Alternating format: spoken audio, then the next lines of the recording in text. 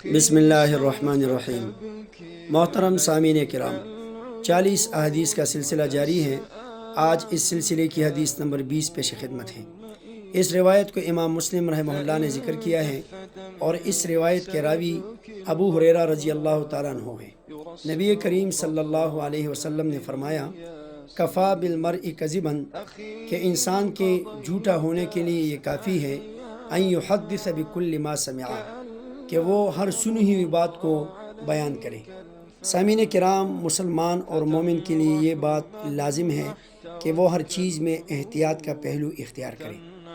اسی طرح اگر وہ بات کرے تو بھی احتیاط کرے، اگر بات کو سنے تو اس کو آگے نقل کرنے میں بھی احتیاط کرے۔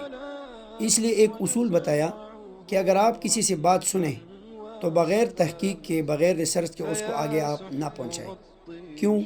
کیونکہ آپ نے جو بات سنی ہو سکتا ہے وہ بات سچی ہو، پھر تو کوئی مسئلہ نہیں، لیکن یہ بھی ممکن ہے کہ وہ بات جھوٹی ہو۔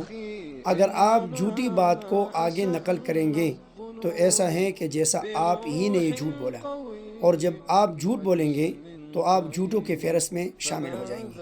اس لیے نبی کریم صلی اللہ علیہ وسلم نے فرمایا کہ آپ ہر سنی ہوئی بات کو آگے بیان نہ کریں جب تک کہ آپ اس کی تحقیق نہ کریں۔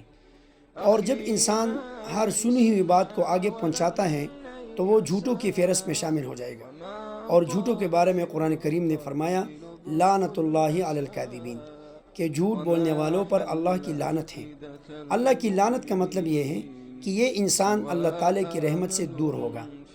ایک حدیث میں یہاں تک فرمایا کہ جھوٹ ایمان کے ساتھ جمع نہیں ہو سکتا۔ اس لیے محترم سامعین کرام، ہر سنی ہوئی بات کو بغیر تحقیق کے ہم آگے بیان نہ کریں۔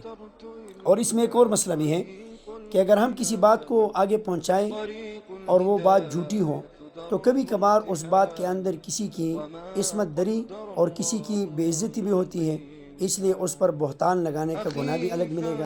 اس لیے ہمیں چاہیے کہ ہم باتوں کو سننے اور آگے بیان کرنے کے بارے میں احتیاط کا پہلو اختیار کریں۔